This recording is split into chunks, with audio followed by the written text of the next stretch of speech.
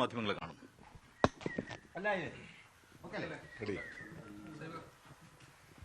ഇപ്പോൾ നിലമ്പൂരിൽ ഇന്ന് മറ്റേ വഴിക്കടവ് പഞ്ചായത്തിൽ പ്രതിഷേധമാണ്. അത് അവർ പൊളിറ്റിക്കലൈസ് ചെയ്യുന്നുണ്ട്. നമ്മൾ അതിൻ്റെ പഞ്ചായത്തിൻ്റെ ഒരു വീഴ്ചയായിട്ടാണോ നമ്മൾ കണ്ടിട്ടൊരു പ്രതിഷേധം സംഘടിപ്പിക്കുന്നത്? അല്ല, ഇതിൽ നാട്ടിലൊരു ദുരന്തമുണ്ടായാൽ സ്വാഭാവികമായും അതിൽ ദുരന്തത്തിൻ്റെ ഭാഗമായി ബാധിതരോടുള്ള ഐക്യദാർഢ്യം, സ്വാഭാവികമായി മനുഷ്യരെന്ന നിലയിലുള്ള ദുഃഖം, പ്രതിഷേധം ഉണ്ടാവേണ്ട കാര്യമാണെങ്കിൽ പ്രതിഷേധം, ഇതെല്ലാം സ്വാഭാവികമാണ്. അതിനൊന്നും ആരും തള്ളി പറഞ്ഞിട്ടില്ല. എന്നാൽ അനന്തു കൊല്ലപ്പെട്ട ഉടനെ തന്നെ നിലമ്പൂരിലുണ്ടായ പ്രതിഷേധം അതിനോട് വിയോജിക്കുകയാണ് ചെയ്തത്. വിയോജിപ്പിൻ്റെ കാരണം ആശുപത്രിയിലേക്കുള്ള വഴിയാണ് തടയുന്നത്. അത് ഏതൊക്കെ തരത്തിൽ പിന്നെയും ബുദ്ധിമുട്ടുകൾ ഉണ്ടാക്കുമെന്ന് ആലോചിച്ചാൽ മനസ്സിലാവുന്നതാണ്. ഇപ്പോൾ അത്യാസന്ന നിലയിൽ ഒരു രോഗി ആശുപത്രിയിലേക്ക് ആ സമയത്ത് വന്നാൽ അവിടെ വഴി തടയുന്നതുകൊണ്ട് എന്തായിരിക്കും അതിൻ്റെ ഫലം? അപ്പോൾ വീണ്ടും വിചാരമില്ലാതെ ആരെങ്കിലും അങ്ങനെ ചെയ്താൽ തന്നെ നേതാക്കന്മാർ അതിടപെട്ട് പരിഹരിക്കേണ്ടതാണ് ആ വിഷയം. ആ കാര്യമാണ് ചൂണ്ടിക്കാണിച്ചത്. അതല്ലാതെ എന്ത് പ്രതിഷേധത്തിനും ആർക്കും അവകാശമുണ്ട്. ഇത്തരത്തിലാകുമ്പോൾ അത് കൂടുതൽ ദുരന്തങ്ങളിലേക്ക് ഒരുപക്ഷെ നയിച്ചേക്കും. അപ്പോൾ അങ്ങനെ ചെയ്തുകൂടാ എന്ന് മാത്രമേ ആ സന്ദർഭത്തിൽ പറഞ്ഞിട്ടുള്ളൂ. പിന്നെ സ്വാഭാവികമായിട്ടും ചൂണ്ടിക്കാണിക്കപ്പെട്ടിട്ടുണ്ട്. 2 മാസം മുൻപാണ് അവിടെ പുത്തിരിപ്പാടത്ത് മറ്റൊരാൾ ഇതുപോലെ കൊല്ലപ്പെട്ടു. അദ്ദേഹം തെങ്ങേറ്റ തൊഴിലാളി മറ്റോ ആണെന്നാണ് തോന്നുന്നത്. പുത്തൻ വീട്ടിൽ രാമകൃഷ്ണൻ എന്ന കുഞ്ഞുകുട്ടകൻ മരിച്ചു. അപ്പോൾ അത് സംബന്ധിച്ച് ചൂണ്ടിക്കാണിച്ചപ്പോൾ അദ്ദേഹം ആണെങ്കിൽ കോൺഗ്രസിൻ്റെ ഒരു പ്രവർത്തകൻ കൂടിയായിരുന്നു, അവിടുത്തെ സജീവ പ്രവർത്തകൻ കൂടിയായിരുന്നു. സ്വാഭാവികമായിട്ടും ഒരു സഹപ്രവർത്തകൻ ഇങ്ങനെ ഒരു ദുരന്തം വരുന്ന സമയത്ത് കൂടെ ഉള്ളവർക്ക് രോഷവും ദുഃഖവും ഒക്കെ ഉണ്ടാകും. പക്ഷെ അന്നാരും വഴി അറിഞ്ഞിട്ടില്ല. അന്നറിഞ്ഞത് കുഞ്ഞൂട്ടൻ്റെ വീട് സന്ദർശിക്കാൻ തന്നെ അങ്ങനെ അറിയപ്പെടുന്നവരാരും പോയിട്ടുമില്ല എന്നാണ് കേട്ടത്. കാരണം അന്ന് ഉപതെരഞ്ഞെടുപ്പുണ്ടായിരുന്നില്ല, അതാണ് പ്രശ്നം. ഇന്ന് ഉപതെരഞ്ഞെടുപ്പുണ്ട്, അതുകൊണ്ട് ഇന്ന് വഴി തടഞ്ഞു എന്നതാണ് ആ സമയത്ത് ഉയർന്നു വന്ന വിമർശനം. ഈ വിമർശനമൊന്നും അങ്ങനെ ഒരു ആരോപണമായി ഞാൻ ഉയർത്താൻ നിന്നിട്ടില്ല. നമുക്ക് പൊതുവിൽ ജാഗ്രത പാലിക്കേണ്ടതും സമൂഹത്തിൽ ബോധവൽക്കരണം നടത്തേണ്ടതും ഇത്തരം കുറ്റകൃത്യങ്ങൾക്കെതിരെ കർശന നടപടി സ്വീകരിക്കേണ്ടതും ഒക്കെ ഒരു പശ്ചാത്തലം പറഞ്ഞു പോവുക എന്ന് മാത്രമേ നമുക്ക് ചെയ്യേണ്ടതുള്ളൂ. പക്ഷെ പഞ്ചായത്തെ സംബന്ധിച്ച് ഇന്നിപ്പോൾ ഇത്രയും സമയം പിന്നിട്ട സ്ഥിതിക്ക് അവിടെ പന്നിയെയും മറ്റും വെടിവെക്കാൻ ലൈസൻസ് ഉള്ള അതിന് നിയോഗിക്കപ്പെട്ട ആളുകളുണ്ട് എന്ന് പറയപ്പെടുന്നു.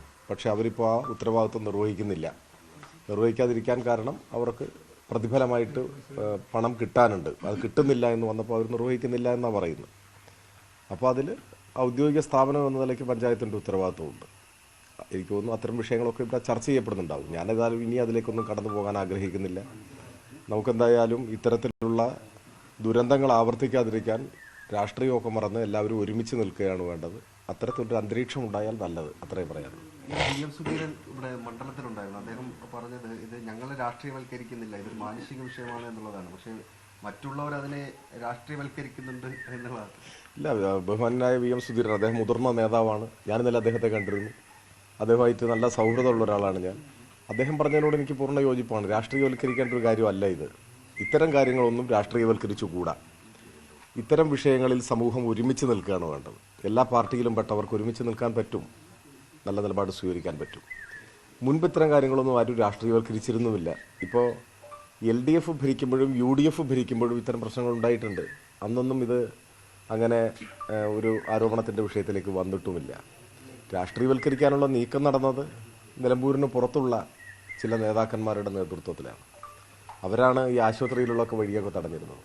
അതിനെ മുതിർന്ന നേതാക്കന്മാർ ഇടപെട്ട് ആ സമയത്ത് ഒരുപക്ഷെ കൈകാര്യം ചെയ്യാൻ കഴിഞ്ഞിട്ടുണ്ടാവില്ല. വൈകിയാണെങ്കിലും എനിക്ക് തോന്നുന്നു അവർക്കത് ബോധ്യമായിട്ടുണ്ടാവും. ഇനി അവരങ്ങനെ വഴി തടയുമെന്ന് ഞാൻ കരുതുന്നില്ല. അപ്പോൾ അത്തരത്തിലൊരു തെറ്റായ നീക്കം ആ സമയത്ത് ഉണ്ടായി എന്നത് ശരിയാണ്, അതെല്ലാവർക്കും ബോധ്യമുള്ളതാണ്. ഈ ആശുപത്രിയിലേക്കുള്ള വഴി തടഞ്ഞത് മാത്രമാണെന്ന് പ്രതിഷേധത്തിന് ഇടയാക്കിയത്, വിയോജിപ്പുകൾക്കൊക്കെ ഇടയാക്കിയത്. അതങ്ങ് ഒഴിവാക്കിയാൽ മതിയായിരുന്നു.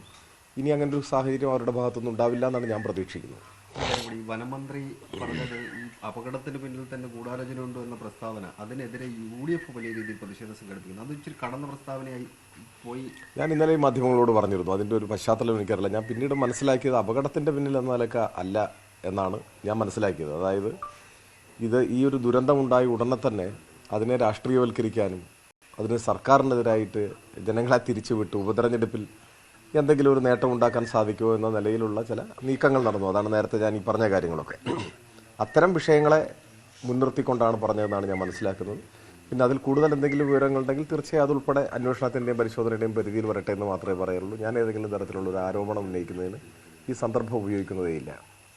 ഓക്കെ, മറന്നില്ല.